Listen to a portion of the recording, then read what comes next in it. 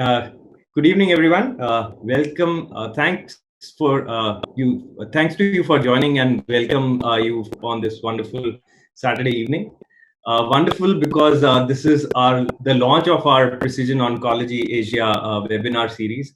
The conceptualization of Precision Oncology Asia is to actually bring together experts from healthcare provider side, from academia, from industry and startups working in oncology space to actually share all of their experiences and learning in terms of getting better patient outcomes. So the series is being launched by our first webinar topic today, which is clinical utility of genomic biomarkers in colorectal cancer. So we have two distinguished guests who will be driving this webinar. I have the honor to introduce one of them. So this webinar will be moderated by Dr. Sandeep Nayak. Dr. Sandeep Nayak is a pioneer of laparoscopic cancer surgery in our country, and he's currently the director of surgery in Fortis Hospital, direct of surgical oncology, I'm sorry, in Fortis, Bangalore. So Dr. Nayak has more than 20 years of experience and has been working across healthcare organizations of repute in India as well as abroad, and is also considered a pioneer of robotic-assisted minimally invasive surgery in cancer in our country. So with that, I'll pass on the session to Dr. Nayak. Thank you, Kshitij. So it's my pleasure to moderate this session. And today, we are actually discussing an emerging field that is going to make a big impact in the management of patients in the upcoming years. Because so far, the way we have treated cancers is by the multiple trials which showed some results and all that. Today we are moving towards looking at specific mutations, specific genes, specific markers to treat particular cancer. Though we are in the early stages of this, but the emerging data, it seems like we are heading towards such a scenario in coming years. It's not going to be very late when it happens. So today we will be looking at a particular cancer. We're looking at colorectal cancers, and we'll be discussing about clinical utility of genomic biomarkers for colorectal cancer. And to discuss this with you, we have Dr. Suresh Babu, who's associate professor at Kidwai Cancer Institute in Bangalore, and a good friend of mine actually and we have been working together for a long time. I think nearly now 7 to 8 years, and it has been a pleasure to have worked with him. And he is quite scientific person. He has done a lot of research and has been involved in most of the things which I have done so far. So and he'll be, I think, we'll go through and he'll be able to share a lot of knowledge about the subject with you. And you are all welcome to raise the questions on this subject through the platform which is available to you, through which you are logged in. And through that platform, we will be I'll take the questions at the end of his talk and pass it on to him, and we'll put forward and we'll discuss the matter. So you can type in your questions in between also, but it will be answered only at the end. So from this, I'll hand it over to Dr. Suresh Babu to continue. Let him, once he completes, then we get back to this. Thank you. Okay, thank you, Sandeep. I'll get on with my talk. In the next talk of mine, what we are going to discuss is we are going to discuss clinical utility of genomic biomarkers of colorectal cancer. In my talk, I'm going to stress on the colorectal cancer stage. Colorectal cancer stage is basically because whatever molecular markers you bring, stage always stands. So that prognosis will never go off. So followed by some of the markers which are good, very well established, like microsatellite instability, RAS, BRAF. Others who are coming up like circulating tumor DNA, tumor sidedness, which is very, very important. Gene signatures, what is happening there. The colorectal cancer molecular classification, I'll just try to touch upon that. So before going to this talk, we must have basically know what is the basic, classification or staging of colorectal cancer. This is very, very important because in the molecular markers in an early stage of cancer more look into does that cancer require adjuvant treatment or not. Whereas in advanced cancer, the way molecular markers look into that cancer is completely different.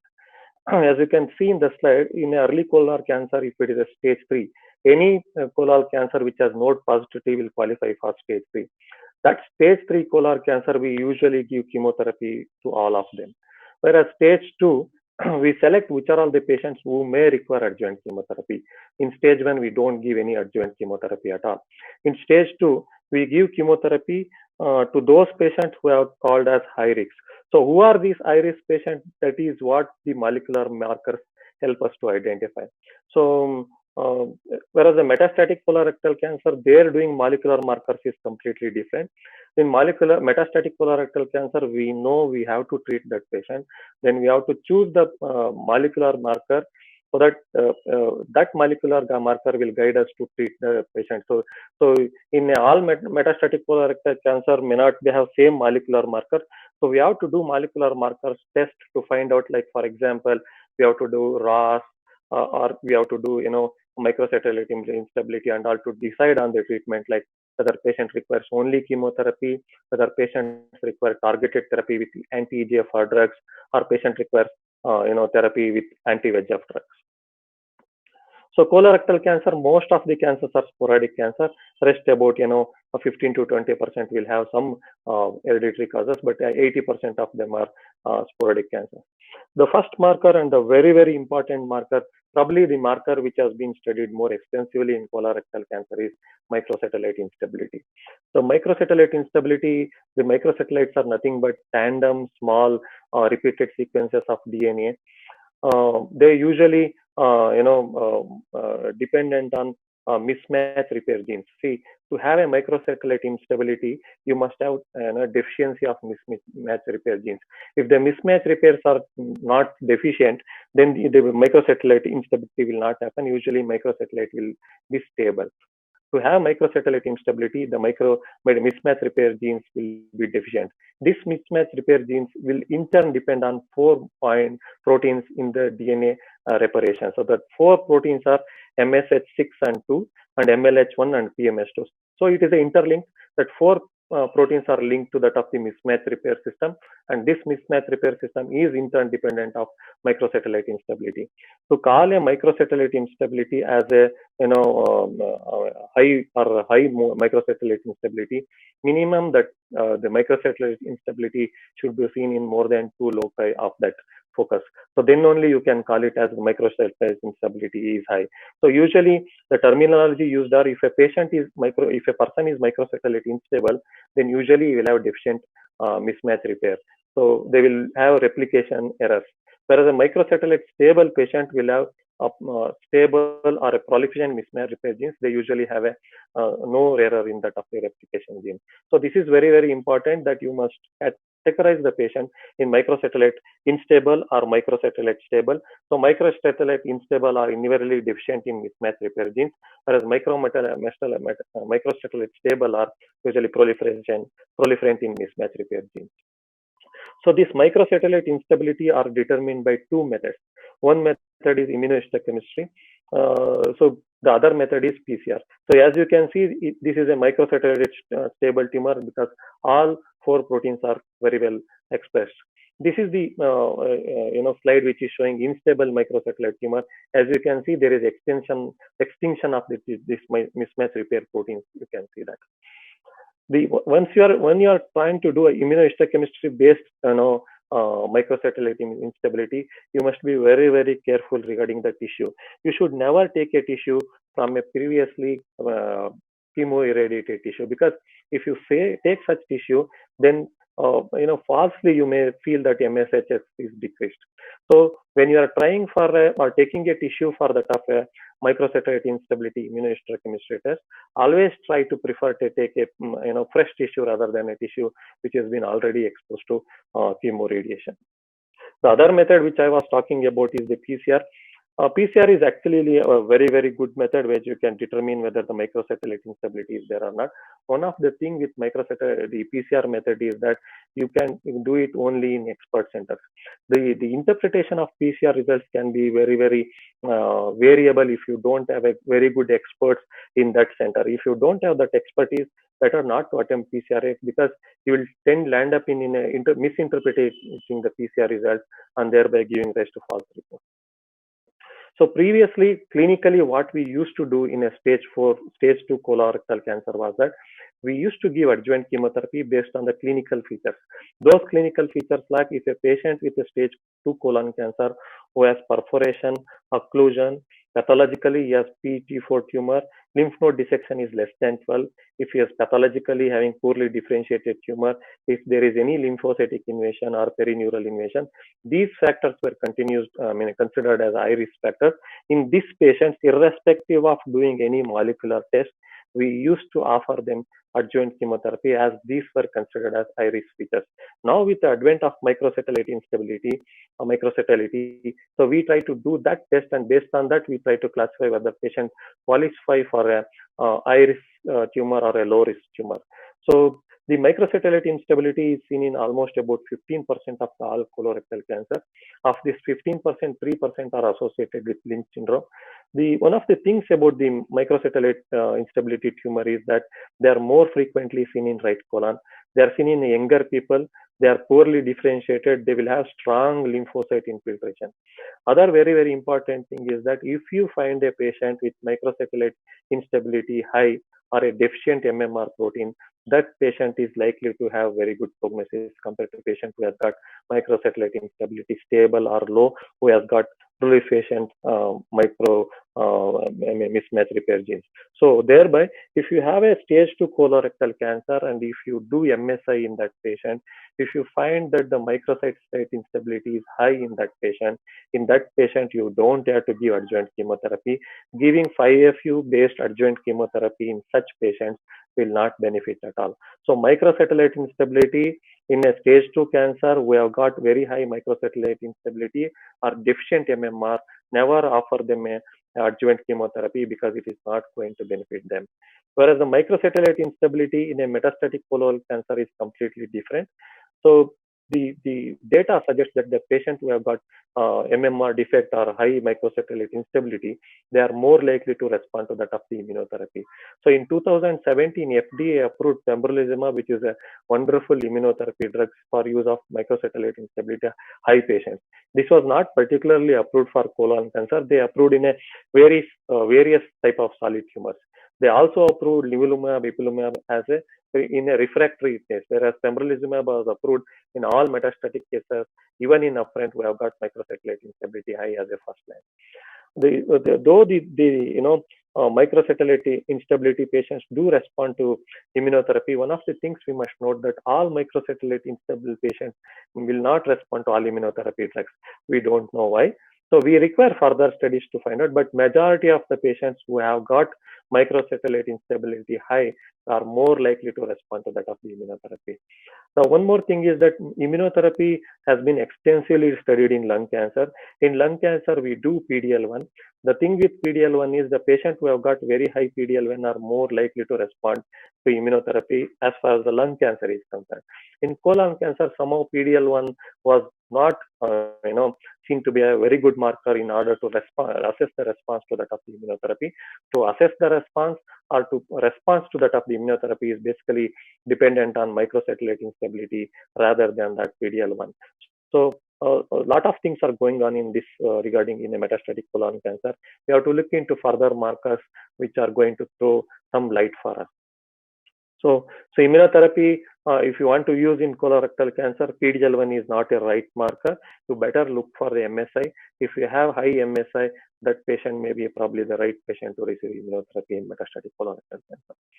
Coming to next marker, what we are looking at is RAS. So RAS is a just downstream effector epidermal growth receptor, which we see. In fact, RAS was the first molecular marker which came into that of the existence in colorectal cancer when the drug cetuximab came into the market. RAS was much talked about. The KRAS mutations are seen in about 45% of the metastatic colorectal cancer and approximately around 15 to 37% in early stage tumors.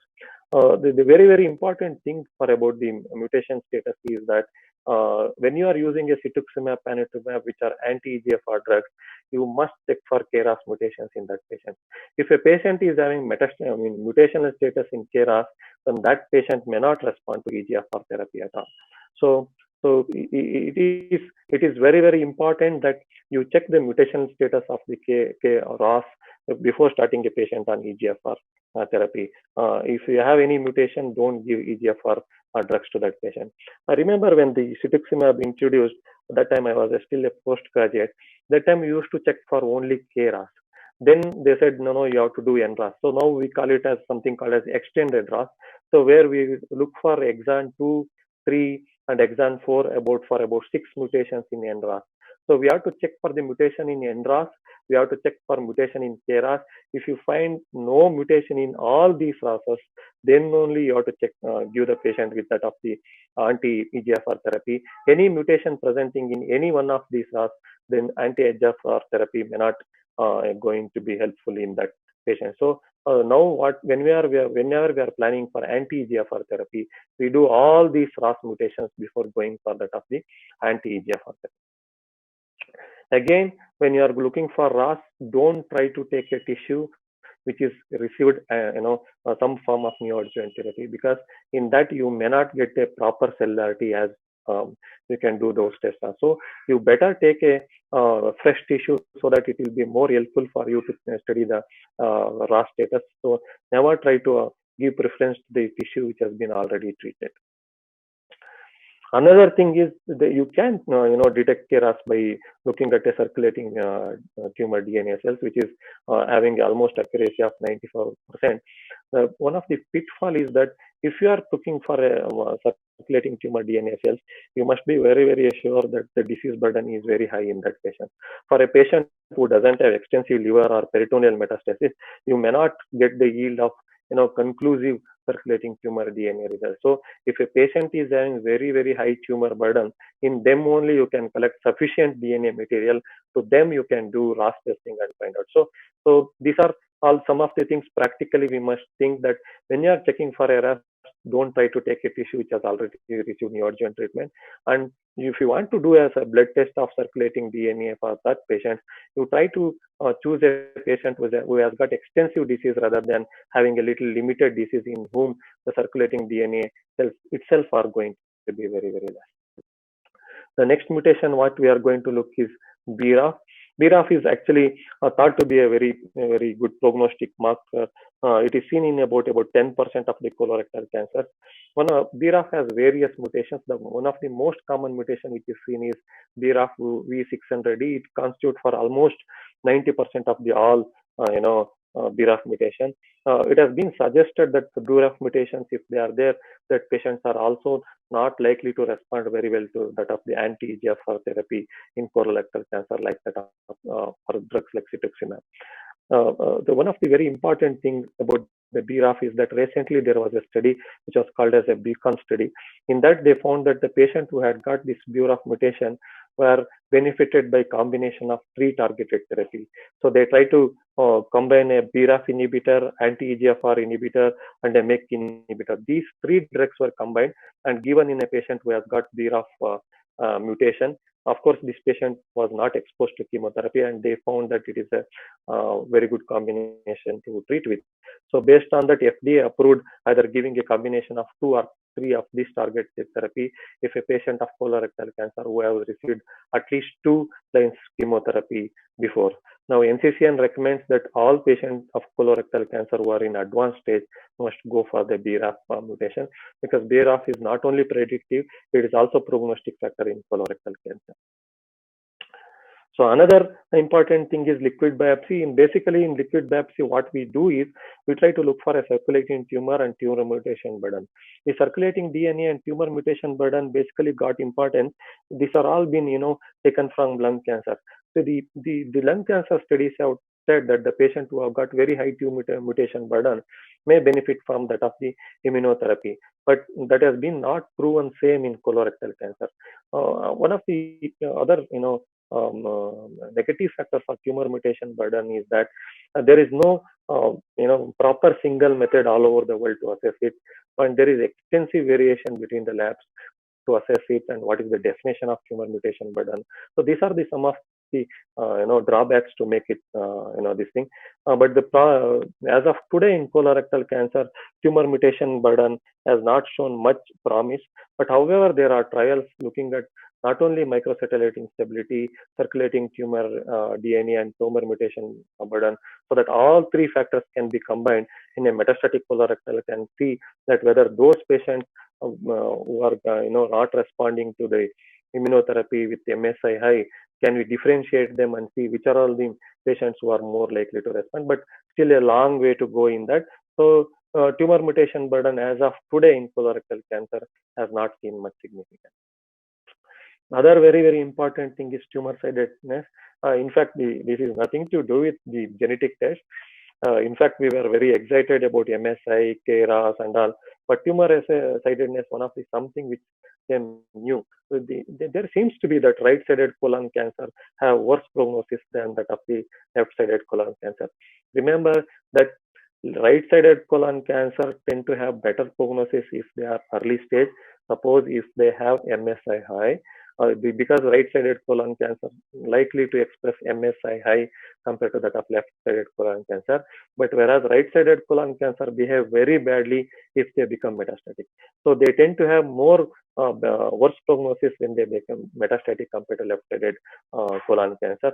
One of the things which came out of the trial recently was that, in fact, in two trials, that if a person is having the primary location of tumor in the right side, that patient, even if they have RAS mutation being wild, they are unlikely to respond very well to EGFR therapy. So the EGFR therapy doesn't work in a patient who have got mutation.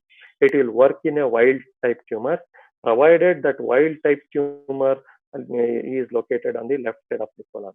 Even if you have a wild type of tumor located on the right side of the colon, in that patient, cetuximab and panitumumab are not the drugs to be treated. So the right-sided tumors, if they have metastasis, though they are wild type of tumors, you should not attempt anti-EGFR therapy in such patients. So genetically, RCCA, right-sided colon tumors and left-sided colon tumors are completely different. They are characterized by different mutational landscapes.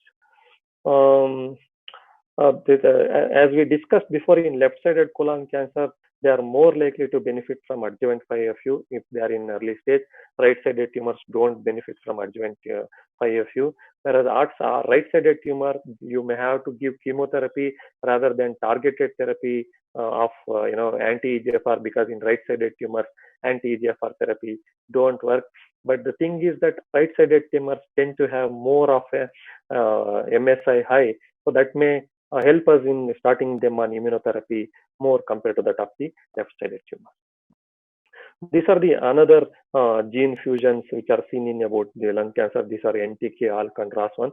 One of the things is that they are seen in very less percentage, probably in 0.5 to 2%. These markers came into more limelight because one of the drugs called entrectinib, which is a very small molecule, it did show some benefit in a metastatic colorectal cancers which have been previously heavily pre-treated. So if you have a patient who got previously heavily treated, you don't know what options to look into.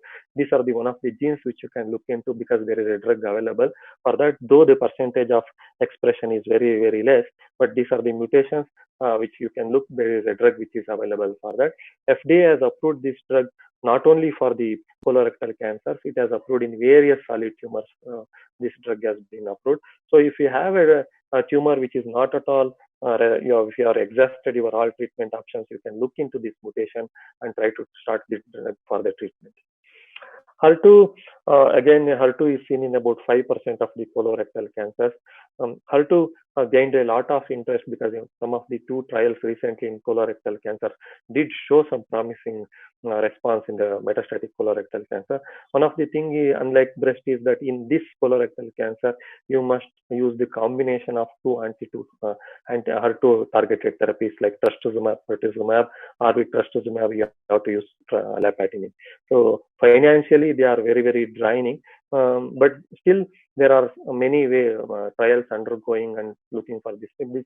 But this could be a therapeutic option if you find a patient who has been exhausted, and if you find HER2 amplification in that patient, you can try combination of anti-HER2 treatment.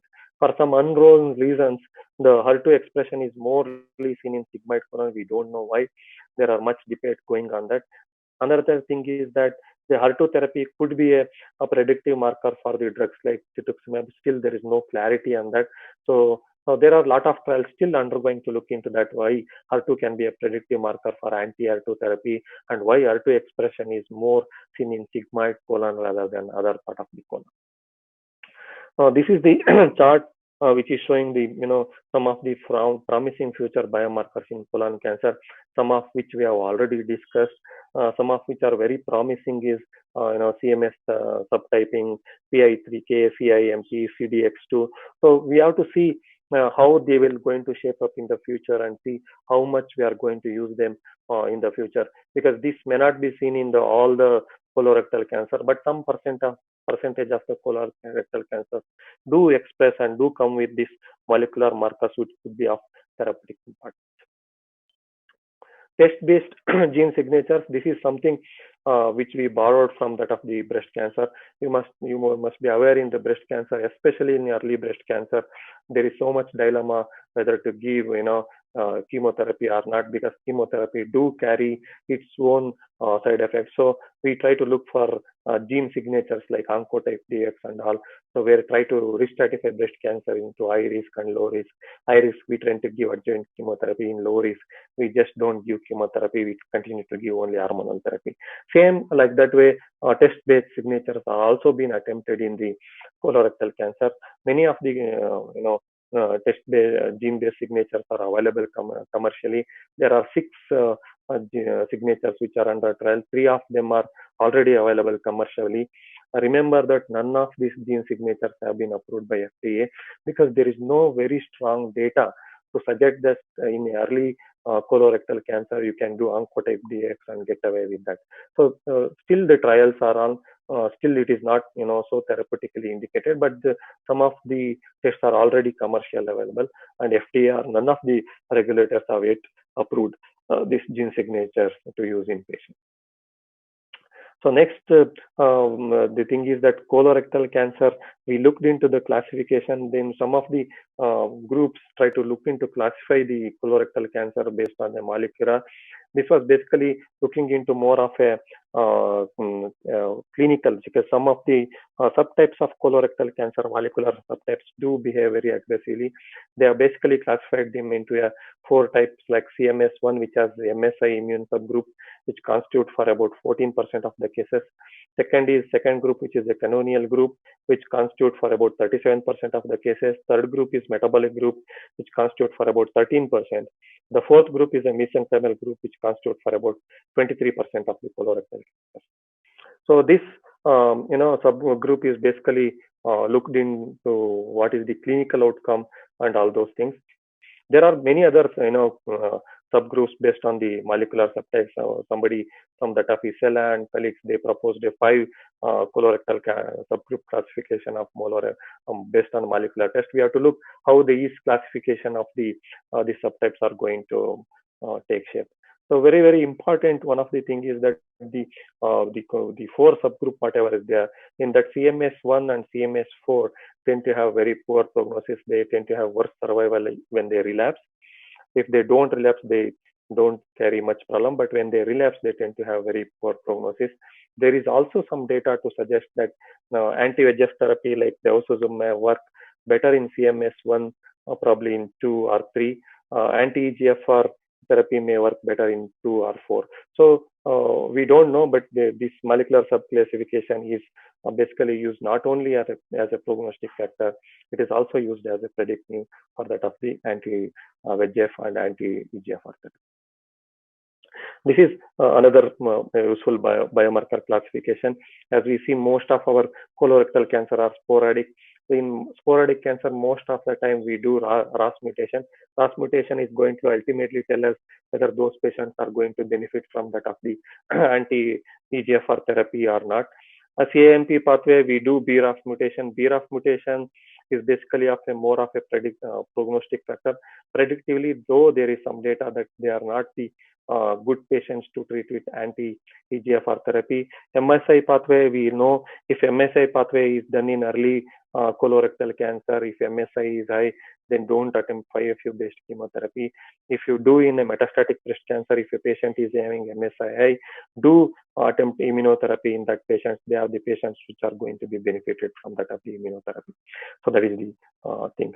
So in summary, microsatellite instability, if you do in early, especially if you are looking for adjuvant treatment, especially in stage 2 colon cancer, if you have a MSI high tumor, then don't attempt any adjuvant chemotherapy, especially 5FU-based treatment chemotherapy.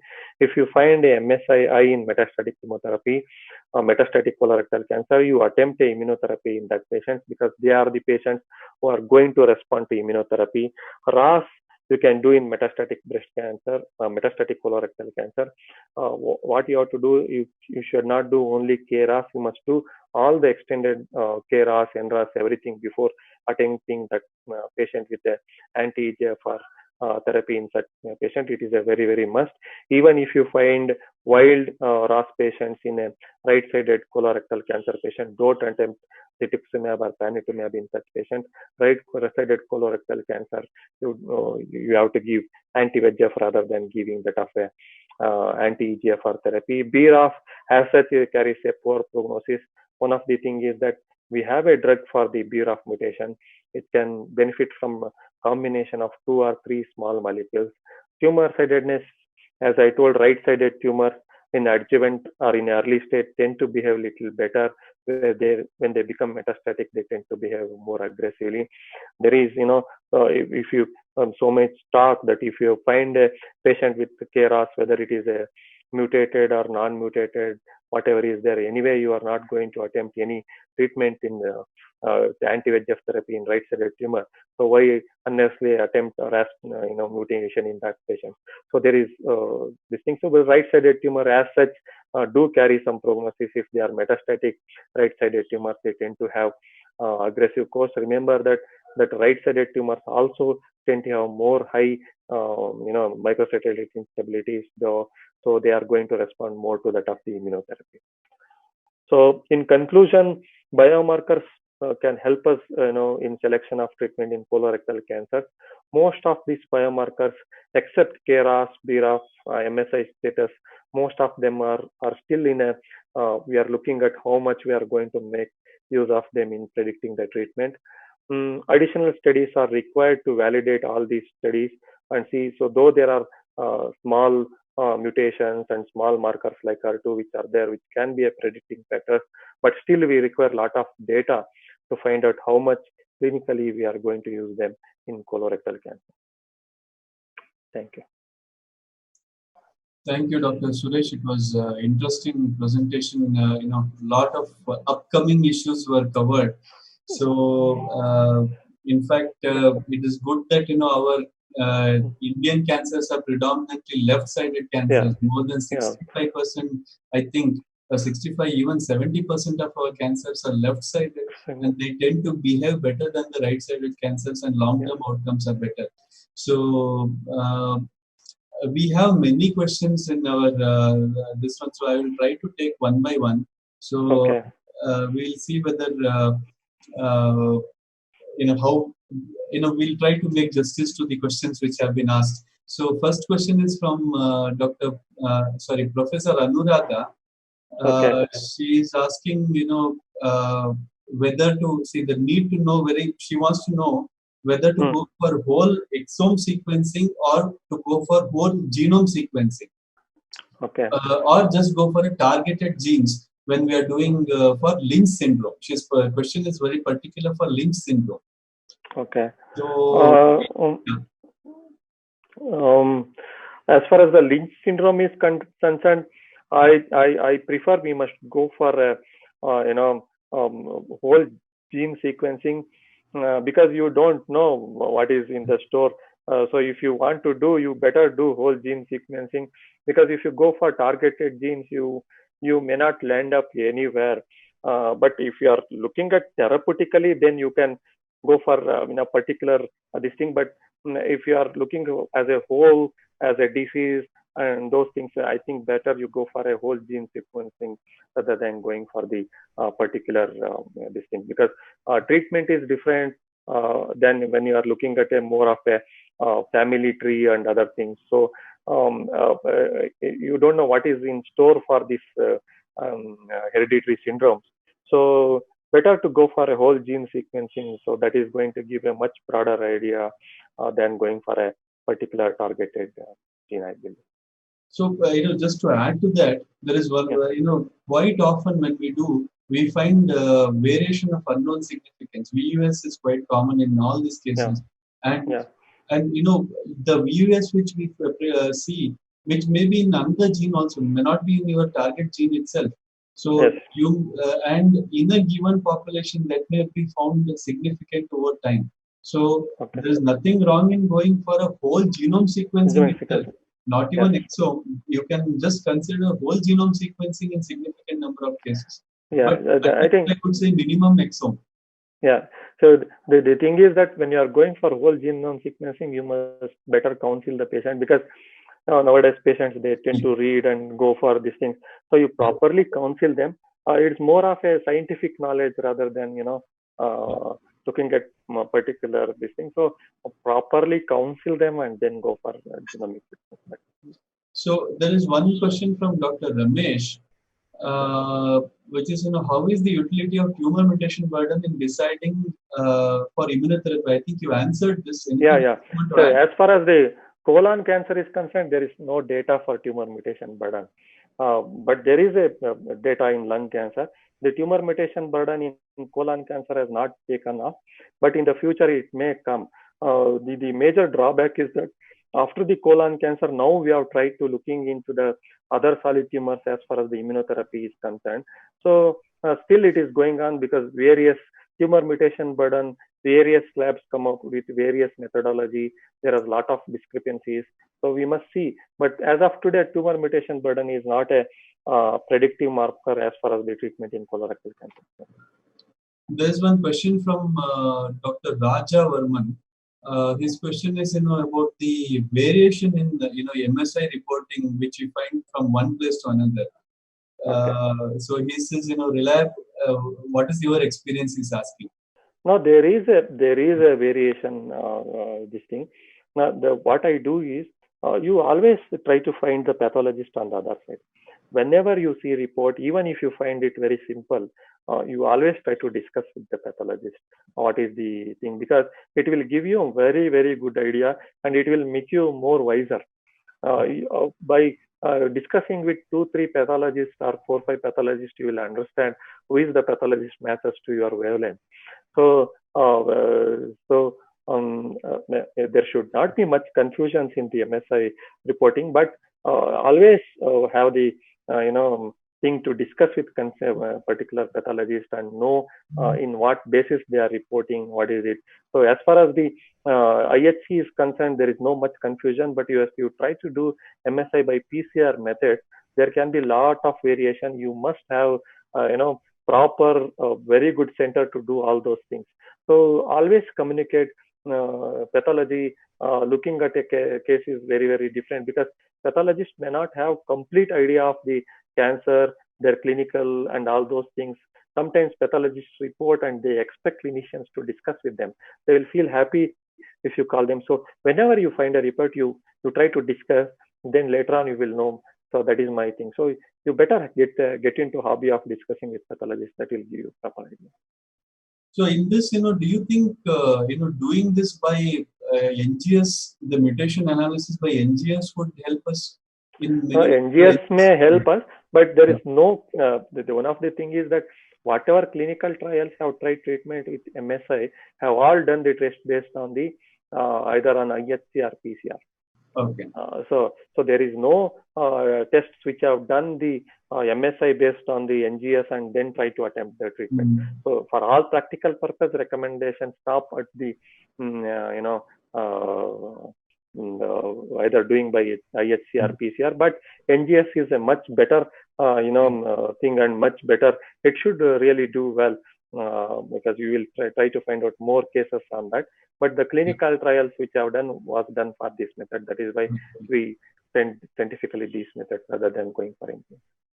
There is one question on immunotherapy in metastatic CRC patients with known germline pathologic mutation detected on one of the MMR genes. Okay. So is there a difference? How is the response on MMR mutated patients? MMR? I didn't get yours. Patients with MMR gene mutation, if one of the MMR gene is mutated, how is their response to treatment, especially in metastatic cancer? So metastatic cancer, as I was telling, you must try to segregate whether it is deficient or this thing. So mutation, in an MMR gene mutated, so they should be deficient.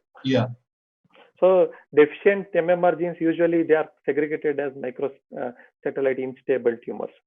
So that's what I was telling. In microsatellite unstable tumor, especially if they are right-sided, they are more likely to respond very well for the immunotherapy. The thing is that as I was telling, not all MSI are going to respond well to the immunotherapy.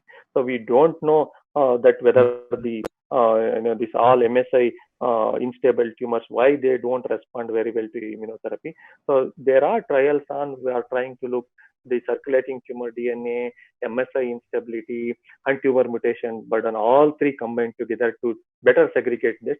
But if you have a patient with mutated or deficient MMR with that of a microsatellite instability, immunotherapy is one of the drugs to try for, but don't expect that all of them are going to respond. So there is one question from Dr. Kavita.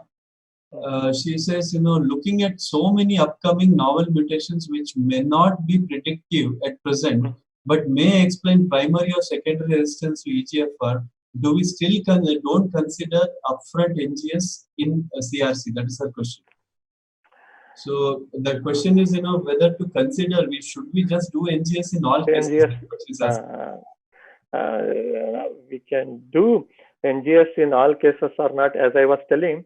So when you are going to do test, you must know the therapeutic and this thing. See, I tell you what, the thing is that now if you do a NGS for everybody, it will throw out some mutation and patients will read in the internet and all. They try to come to us and try to say that, this is what we have found. Why don't you try this drug? And if that fails, so you have to answer all those things. But you can try, NGS in all the patients. Remember that we do have very, very less therapeutic targeted genes. And second thing is commercially they are not viable for all the patients. To treat a patient with 3 targeted drugs which are upcoming, it will be a very, very big economy burden. Immunotherapy is also economically burden. Maybe you can discuss with the patient. If they are okay with that, you can go and do NGS. There is no issue with that. So if you find some targeted therapy, you can do that. What I clinically do is we try to go in a conventional way in all the patients. After 2 or 3 lines, when I find that there is no other option, then I try to push the patient for NGS and try to do. But you can do NGS upfront and see there is nothing wrong in it. Our dear friend Dr. Nandan Shanbag has actually asked the question. I think first question of his, I think we have already answered. I think MSI can be replaced by the MMR gene testing. Yes, so, yes. Then second question is, since we are looking at somatic mutations in tumor tissue, can there interlesional variability, like primary being positive for markers and the metastasis being negative for a given mutation within the cancer cell, can that have any role in management? So basically tumor heterogeneity. So tumor heterogeneity is basically spoken, lot of discussed about it and all those things. So we don't get into that. What we do is we do biopsy in one side and we try to do mutation on that. So the thing is that it can happen in all the tumors. See, if in 100% of the tumor, 60% may carry mutation and 40% may not carry mutation. But for a metastatic cancer, even if you have a tumor which responds to 60-70%, that's fine. But that's what we are looking at into. The tumor heterogeneity always happens. So we cannot keep on doing the mutation in all 5 sites and try to confuse the thing. So you do have this thing. If you find it, you do the risk of tumor heterogeneity do exist in all the tumors. But if you find the mutation, you try to treat it. If they don't respond, you go for other option. If they respond, you think that the majority of the tumor did have this mutation, so the patient responded. So to add to that, there are times when we can do a biopsy for the recurrence or a remaining tumor to see what are the mutations which are there in that particular, because the tumor might change back. Change, that's what. So the what treatment you have treated 1.5 years ago may not be the same when she comes after 1.5 years. So it's better to do rebiopsy in a new tumor and try to know how is it behaving. So that's one more question that is put is, regarding the EGFR testing, can there be, can we test the EGFR mutation instead of the expression? So that is a question from what I understand it. So instead of doing an EGFR expression testing, which we do by IHC, why can't we do it by a EGFR gene mutation testing? No, EGFR expression, EGFR mutation testing we can do. There are attempts to do EGFR mutation, but the thing is, in colorectal cancers, that targeted therapies have not shown much promise. So like unlike in lung cancer where you do EGFR mutation and you give the drugs, but that part of the drugs have not shown much promise in that of the colorectal cancer, and the incidence of that mutations are very, very low. So as I was telling, if you do this, NGS and all, so you may find some mutations in such things. So you can attempt, but they're more likely to be a trial based. So that mutations incidence is very, very less in the colorectal cancer. Hence, they don't have so much scope. I think some of the other questions, Dr. Ramanjani Reddy, I think we have answered this. The question is between is there an advantage of doing MSI by PCR versus MSI by NGS? So we have answered. I think we have answered this. Yeah. So there is nothing like advantage. Your convenience, but if you have a lab which can do by NGS, you can do it.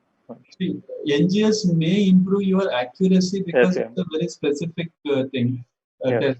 But in that, what you are looking at is the MMR gene mutation. You are not looking at the instability per se. Yes. So that difference is there, but it would be more accurate.